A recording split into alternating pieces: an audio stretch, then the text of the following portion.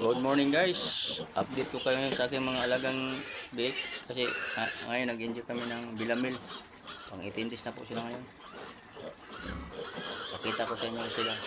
Lalaki na talaga sila guys. So, ayan o. Ayan. 18 days na po yan. Iniinjutan natin ng bilamil.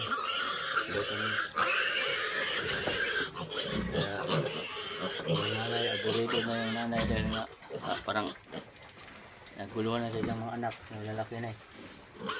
Gusto lagi dididi oh. Ayan guys, ito yung mga kaganapan ngayon dito sa loob ng kulungan namin habang naghihintay kami ng paano ako ngayon, magluluto naman ako guys kasi halo-halo kasi yung pagkain ko yan, fish at saka mga gulay organic dahil mahal ang pilihin, sobrang mahal ang fish dito guys. Ayan, lumiga na guys, pagpapadidi na yan. Diba? 18 days na yun sila guys, 12 days na lang o 17 days, awas na. O ayan o. Diba? O, papadidi na.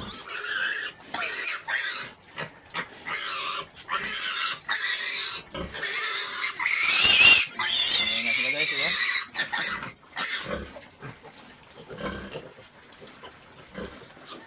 Ayan yun siya guys. Masaya tingnan ng mga alaga natin na kahit kahirap, kahit gano'ng kahirap ng mga pinaggagawa namin dito. Masaya kami pag makita namin yung mga bit namin, mga alaga namin na yan, maganda tingnan, maganda ang kalusugan, tsaka sawa ng Diyos.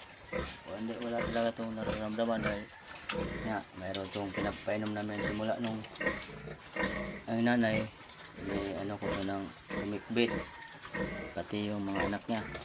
Sawa ng Diyos, hindi talaga nakaranas ng mga pagdumi-dumi o sipon sila. Umikbit, tsaka kompleto sila sa vitamins, dalawang beses na hindi ka ng bilamil at saka diksan guys. Ang inaantay na natin dito guys yung ano, pag nag-out ako guys, mag-inject naman ako ng bakuna para safety talaga sila guys. Ayan guys, sa lahat ng mga followers ko nandiyan, lagi masubaybay sa akin, maraming salamat sa inyo guys. Huwag kalimutan, like ko sa ating YouTube channel. Good morning, bye bye na po.